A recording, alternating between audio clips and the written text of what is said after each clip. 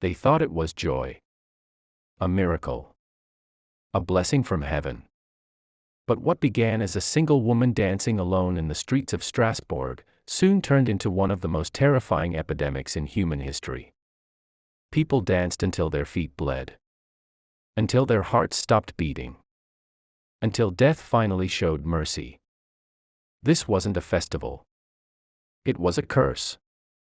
The year was 1518. In a small town on the edge of the Holy Roman Empire, a woman named Frau Trophia walked into the narrow cobblestone street and began to dance. No music played. No one sang.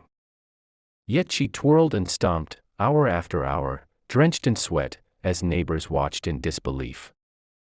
At first, they laughed. Then they pitied her. Then they grew afraid.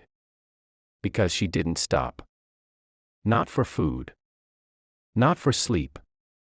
Not even for the bleeding of her own feet. By the third day, more than 30 others had joined her.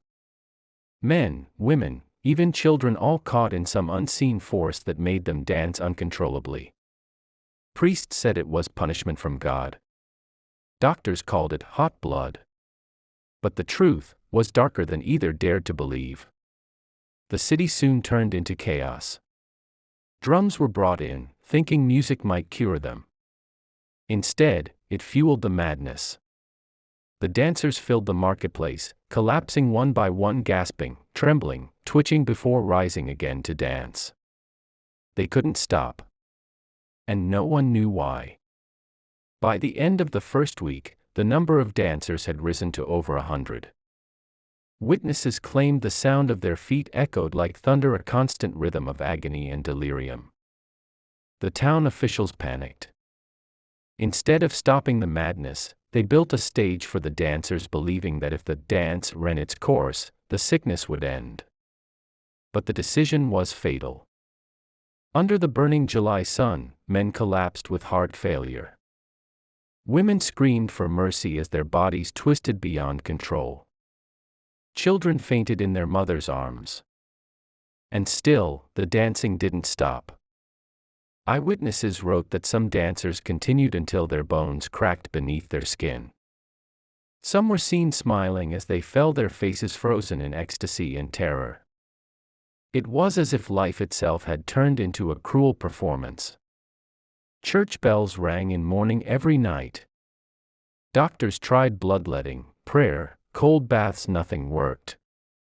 Rumors began to spread. Some whispered that Frau Trophia had been cursed by Saint Vitus, the patron saint of dancers and epileptics. Others said the devil had entered the city, turning human bodies into instruments of torment.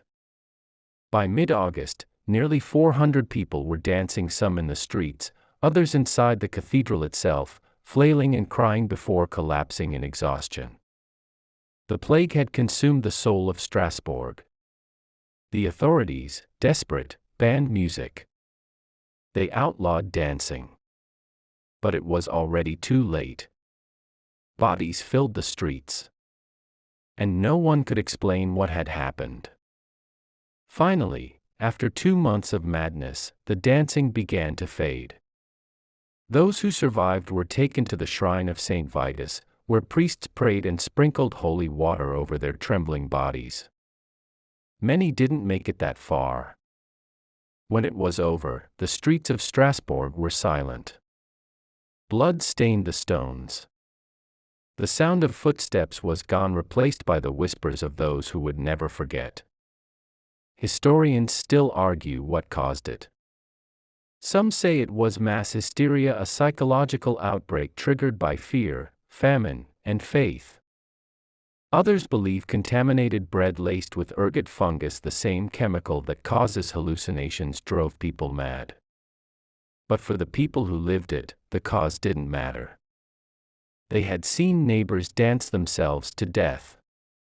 They had heard laughter turn to screams. They had watched the line between sanity and madness disappear under the rhythm of unseen drums. The dancing plague of 1518 remains one of history's strangest, most haunting mysteries. It wasn't joy. It wasn't celebration. It was humanity breaking apart. One step at a time. And maybe, Yanni, it reminds us of something deeper. That sometimes, the scariest plagues aren't born of disease, but of the human mind itself.